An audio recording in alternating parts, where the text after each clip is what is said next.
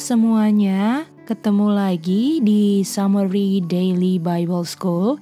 Dan ini adalah seri pelajaran That I Might Know, part yang ketiga. Di part yang kedua, kita sudah belajar bahwa there is but one God, yaitu adalah Father. Dan kalau disebut Father, berarti ada Son, yang kita udah belajar di part kedua. Nah, pertanyaannya sekarang, kalau Father adalah God, dan jadi Father dan God ini adalah sama, artinya kalau kata Father tidak ada, apakah kata God juga tidak ada? Jawabannya adalah kita harus mengerti penjelasan bahwa kata Father itu karena ada Son-nya. Nah, sekarang apakah waktu anak belum dieksersomai, apakah bisa bilang God itu the Father? Tidak bisa, karena kata the Father itu menunjukkan sudah ada Son. Artinya kata Father tidak terikat mati dengan God. Karena kata Father bisa berlaku kalau anak sudah dieksersomai. Jadi setelah eksersomai, God jadi the Father. Artinya nama yang kekal adalah God. Tetapi kata Father digunakan setelah anak eksersomai dari Bapa. Dan kata Father and Son ini menunjukkan adanya urutan yang siapa duluan. Tidak mungkin kan Son duluan baru Father ada. Ataupun kita bisa bilang bahwa Father dan Son selalu ada sama-sama. Tidak bisa. Surga tidak akan membingungkan otak manusia. Sudah dipusingkan dengan dosa, harus berhenti berdosa, dan tidak boleh ada satu noda. Lalu kita dipusingkan lagi dengan peranan the Father and the Son yang tidak jelas, tidak bisa. Makanya kita tidak setuju dengan doktrin Trinitas yang dibilang bahwa mereka ada sama-sama terus. Apalagi ada oknum ketiganya, ya, itu kita tidak setuju. Setelah kita mengerti tentang Father and Son, kita ke Efesus 1 ayat 17 dan 18. Dan kalau kita baca terlebih dahulu ayat 18, di sini ada the eyes of your understanding being enlightened. Jadi di sini mata pengertian kita diterangkan, ya. Karena kita tahu sesuai dengan Mazmur 119:130 karena firman masuk, atau ceritanya Jonathan di 1 Samuel 14:29 karena makan madu, dan membuat Revelation 18:1 dunia diterangi dengan kemuliaan Tuhan. Dan kita juga sudah membeli emas, minyak pelumas mata, dan jubah putih di Revelation 3:18 karena dulunya kita buta, Laodikia, sehingga kita bisa Matius 5 ayat 16 menjadi terang dunia. Jadi, kenapa mata pengertian kita bisa diterangi? Karena ada terang yang masuk, dan kita makan buku kecil atau madu, dan artinya saya menolak ikan panggang, broiled fish. Kita bisa lihat di Lukas 24 ayat 42, Tuhan Yesus ditawarkan a broiled fish dan a honeycomb, tetapi Tuhan hanya memilih honey. He took it. Ayat 43 satu saja yang dipilih karena makanan Yesus itu honeycomb. Sesuai Yesaya 7 ayat 15, butter and honey shall he eat. Lalu kita baca lagi lanjut Efesus 1 ayat 17, agar kamu bisa tahu pengharapan dari panggilan kamu. Nah, pertanyaannya siapa yang punya panggilan? Dan yang punya panggilan adalah mereka yang tahu. Dan yang tidak dipanggil adalah mereka yang menyembah unknown God. Jadi kalau yang bisa tahu karena sudah mengenal God melalui His Son. Dan kita sekarang baca Efesus 1 ayat 17 dibilang the God of our Lord Jesus Christ, the Father of glory. Nah, artinya di sini Jesus Christ punya God adalah the Father.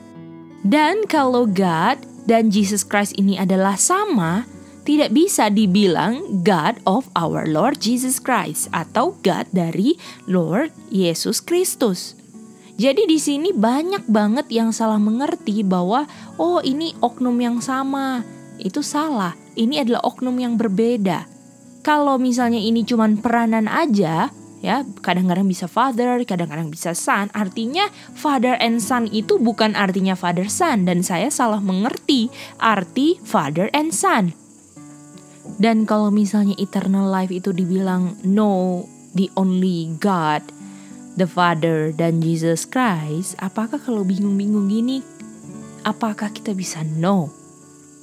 I don't think so kan, gak mungkin itu. Lalu kita lanjut lagi, dibilang akan diberikan kepada kamu. Dan kita tahu yang memberikan adalah Father. Dan yang diberikan adalah the spirit of wisdom and revelation in the knowledge of Him. Yang diberikan itu adalah roh kebijaksanaan dan pengungkapan tentang pengetahuan akan Bapa. Kata yang penting di sini adalah revelation. Artinya dibuka supaya kita jadi mengerti. Nah, kalau unknown God, kira-kira itu kita bisa mengerti nggak? Bisa tahu nggak? Nggak bisa. Itu bukan revelation kalau unknown God.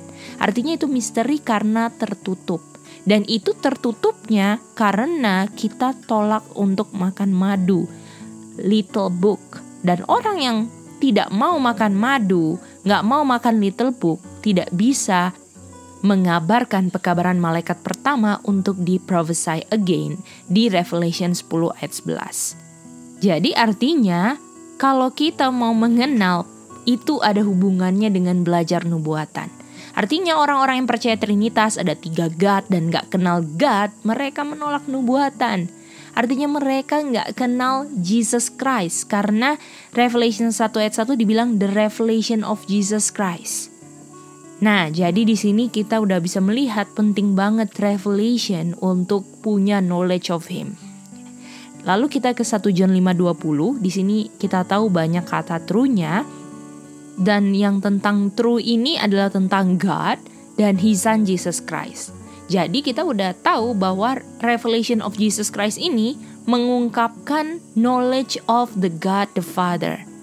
Jadi kita bisa tahu siapa yang kita worship kalau itu diungkapkan. Kalau misalnya kita bilang, oh God itu ada 3, itu namanya misteri. Kita belum di-reveal, kita belum dapat revelation of Jesus Christ. Dan kalau kita benar-benar percaya pekabaran bahwa hanya ada satu God and the Lord Jesus Christ, inilah pekabaran yang akan menganiaya umat Tuhan. Dan kita tahu bahwa pekabaran ini yang bisa menyelamatkan kita, bahwa kita kenal Bapa cuman satu dan anak, dan setan mengerti sekali, dia rombak menjadi 3 Trinitas. Dan ini bisa membuat orang hilang. Dan kita tahu Trinitas ini adalah fondasi doktrin Roma Katolik, ya. Jadi hanya ada one God yang diungkapkan oleh Son. Dan kenapa cuman Son yang bisa mengungkapkan the Father yang hanya satu? Karena kita kalau baca Hebrews 1 ayat 3, anak bisa mengungkapkan Bapa sesempurnanya Bapa karena anak adalah express image dari Bapa. Dan kalau kita baca John 1 ayat 18 juga dibilang bahwa gak ada yang lihat Bapa. Dan anak, the only begotten Son ini yang menyatakan Bapa. Son declared his Father. Jadi kalau kita mau tanya tentang Bapa semaksimal mungkinnya, kita tanya anak. Dan anak adalah manusia. Dan karena anak memberikan nyawanya untuk yang Bapa kasihi, Bapa lebih mencintai anak lagi. John 10 ayat 17. Jadi puji Tuhan saudara-saudara, melalui pelajaran ini pengetahuan kita tentang Bapa bertambah. Dan biarlah pengetahuan tentang Bapa ini membuat kita lebih bergantung kepada Bapa. Artinya kaki kita tidak menginjak tanah lagi. Karena kita bergantung 100% pada tali, yaitu iman kita kepada Bapa. Dan yang membuat kita bisa berani untuk bergantung kepada Bapa, karena kita percaya kepada siapa yang saya gantungkan, diri saya. Dan saya gak bisa bergantung kepada God yang saya gak kenal. Dan kalau saya gak kenal, saya gak bisa percaya. Saya gak akan berani bergantung kepada Tuhan yang saya gak percaya. Artinya untuk kita belajar firman Tuhan, kita sedang belajar untuk percaya. Dan di John 14:29 diingatkan kembali pentingnya untuk belajar nubuatan, the revelation of Jesus Christ. Karena waktu itu terjadi, itu membuat kita percaya. Kalau saya percaya, saya tidak akan takut untuk bergantung kepada Tuhan.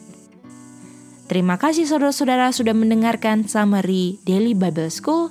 Sampai ketemu di seri Summary Daily Bible School selanjutnya. Semangat belajar, Tuhan memberkati kita semua.